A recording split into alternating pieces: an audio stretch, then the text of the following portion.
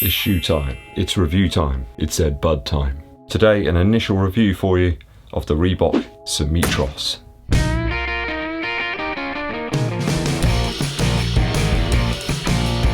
Keeping it nice and simple with the review today, guys, the Floatride Energy foam is calling me. So this is a neutral shoe but with some stability nods, mainly this plastic heel clip in the back here. Perhaps a similar use case in terms of those stability nods to the Nike React Infinity Run Flyknit 2 or that Legend React Shield 3 that I reviewed very recently. This one weighs in 305 grams in my UK size 11, so that's approximately 10.8 ounces. So it's round about the weight of that Tempo Next Percent from Nike and very slightly heavier than the Floatride Energy 2 that I reviewed earlier in the year. In fact, there's about 10 ounces less in the Floatride Energy 2 than the Symmetros. Now the insole in here says it's a 10mm drop, but all the information on the Reebok site does suggest it's a 9mm, so take that for what you will. Retail here is 100 Earth credits, though I was lucky enough to pick these up for 58, which is a considerable discount. So get ready, my fellow shoe watchers. Grab some weak lemon drink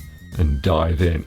We'll start with the upper first. Super breathable mesh here. As you can see by the images on screen, you can see through it. The wind will howl through the upper there and keep your foot nice and cool, unless of course you want to keep your foot warm because it's cold. So if you're going to take these out for some winter runs, then a more considerable sock will be required. So 2 runs total in the Symmetros, totaling 10 miles or 16.9 kilometers. I varied the pace up quite a bit actually over the last couple of runs. It was a real Steve Martin mixed nut style series of runs. Anything between about 8 minutes 20 per mile through to about 7 minutes 20 per mile. So really varying it to get a good feel for the shoe. I've got to say off the bat that the upper doesn't really benefit an awful lot by these weird thick laces that Reebok decide to put into their shoes. It's not all of them. In the Run Fast they've got normal style laces, but certainly the Energy 2 and the Symmetros don't really benefit from having those weird laces. I found them a little too long to just tie the shoe normally and too short when using a runner's knot. I think I may switch them out in due course to some more standard style laces to see if that improves the lockdown further. In the relatively mild temperatures at the moment, the upper breathes pretty well and it does a decent job of locking the foot down to the midsole. The tongue is like a stitched booty style, which reminded me a little bit of the Pegasus 35 from a couple of years back. And I've got to be honest that I think this is one of the most visually attractive Reebok shoes so far. That back heel counter is very, very padded. On the first run, or the first couple of miles, I did have a little bit of discomfort there on my left foot. Certainly at those slower paces, it did feel odd. But fortunately, as I upped the pace, that feeling did drift away, and that isn't going to be the Ebenezer Scrooge of this Christmas story.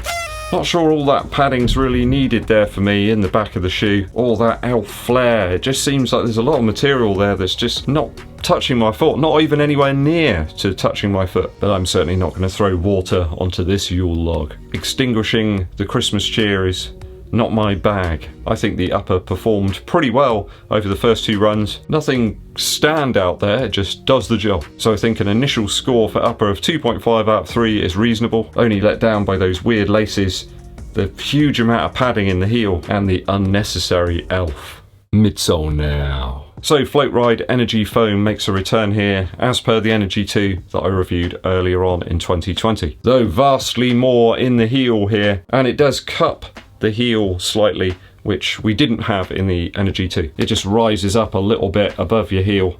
Perhaps there's another nod to stability. Reebok suggests this is a jack of all trades kind of shoe. They even mention it being used as a commuter type shoe, although not that a lot of people commute anywhere at the moment. I'm not sure you need a dedicated shoe for that. So, is this the Vince Versatile of shoes, or a dabbler in all areas but a master of none? I've got to be honest, it certainly felt a little clunky to me at slower paces. I'd set out to just run a few easy miles in it to see how it shaped up, and it didn't want to go slow. As I picked up the tempo, it did start to feel a lot better though. Anywhere between about 7 minutes 45 and 7 minutes 30 per mile was...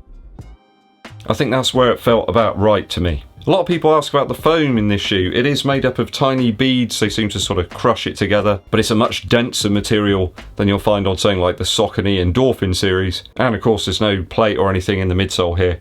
It's just a foam slab. And one thing about that is that the shoe is really, really flexible. It pretty much flexes at any point, which some people may not like. If anything, I was really pining for some sort of torsion type plate or a sort of midfoot plate here to give it a little bit of rigidity. Now, one thing that does pop out to me about this shoe, and I've heard that other new Reebok models have got this, is there's a very thin layer of foam just on top of the midsole and underneath the insole. As such, the underfoot feel is very similar in this shoe in comparison to the Triumph 17 from Saucony. In fact, I feel that shoe's very close to this one. Everything about it reminds me of that Saucony Triumph 17. I'm not really sure there's an awful lot of benefit to me in this plastic heel section here. It's very rigid underneath as well. It may cause a few people some issues there with it being so firm and rigid.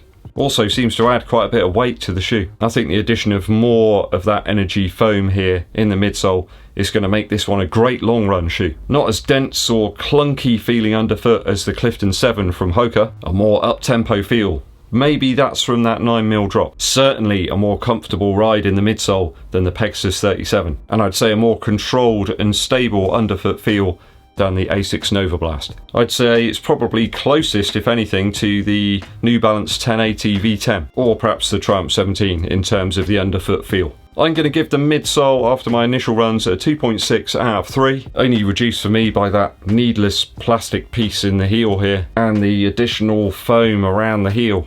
It's just not really necessary for me. I'm not sure it's really aimed as a specific stability shoe either, so I'm not sure why it's there. And I just was left pining for some sort of TPU plate in the midfoot, as per the New Balance Fuel Cell Rebel, just to give a little bit of rigidity. Outsole now. There's a lot of carbon rubber here. We're presented with much larger lugs than we get on the Run Fast 2, and grip is increased. I'd suggest to be more of a all-rounder. Some of the rubber's carved out in the heel to midfoot area, just to minimise weight, I should imagine. Operation on wet roads and pavement, good. And it even handed some grass without too much of a problem. Though I did slip around on some metal drains, and the reason I ran on the metal drains is because I couldn't really see where I was going. Head torch had just run out of power and I was operating in the dark. Certainly with expected durability in mind, I can't see this one wearing out anytime soon. Those outsole lugs are pretty thick really for a road shoe. It's a thick slab of rubber, and in some sections I measured it to be about 3 or 4 millimeters. I never seem to get anywhere near close to wearing down pretty much any shoe really, aside from perhaps the Hoka Oni Rincon from last year. I think that the midsole compresses and becomes unusable way before you're ever going to wear down the rubber. It does actually make me wonder when you see these pictures of people that have worn down the rubber that much as to what the midsole's actually like under their foot. And then people go on and complain that they get injured and things. I think the midsole foam is just going to crush down way before that. But that's just my opinion, and everybody's entitled to their opinion. As such, I'm not sure I need all of this rubber. Might have to get the sander out on this one. There's just loads of excess stuff there that I don't need. As such, going to lower the outsole score just a little bit. I think it's probably the weaker part of the shoe where there's a little less effort gone into the design. I'm going to give this a 2.4 out of 3 for outsole after my initial runs. Value. So, as I say, this shoe retails for about 100 Earth credits over here in the UK. You know the place. I picked it up for way less, but I think we've got to look at the price at retail, really, when we look at value. There's certainly a lot of shoe for your bread, your dough, your spondulics. I've sensed here that durability isn't going to be a concern. All the recent Reebok models that I've tested out have been well put together numbers. I've not had any issues at all with any of them. I think the Symmetros ticks enough boxes to make it quite a versatile shoe. I think you could call it in to do some easy to aerobic long runs. Perhaps a little tempo work too, though for me it didn't really work that well as a easy daily shoe. Most of the time I don't really like that huge amount of cushion under my foot. Not for those efforts anyway. The Nicer Night upper seems pretty usable for pretty much all conditions, and I think a versatile shoe always tends to make its way into your rotation if it can handle lots of different types of runs. So I think it could be ideal really for those looking for a long run shoe, though I'm going to just reduce the score a little bit due to the fact that I'm not sure I want to take it out on easy efforts. I'm going to give this one a 2.5 out of 3 for value after my initial runs. Okay, if I've added the scores up correctly, that gives us a 10 out of 12 after my initial runs for the Reebok Symmetros.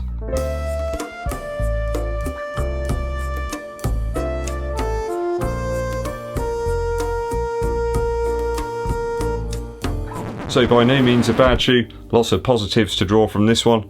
Not perhaps what I thought it was going to be as well. It's always good to sort of temper expectations a little bit. Certainly coming up very soon though, I'll test it out on the long run. Have you picked this one up? How did you find it? Is it perhaps waiting underneath your Christmas tree? Let me know your thoughts and opinions on the Symmetros down in the comments. So we're almost at Christmas now, the old big day. It's going to be a bit different this year, isn't it? But hey, gotta draw all the positives from stuff that you can. Every Christmas Eve I always make sure I watch It's a Wonderful Life. Produced and directed by Frank Capra, a classic Christmas film. I do remember once watching this in the cinema actually, like a remaster of it, and it just looked absolutely beautiful.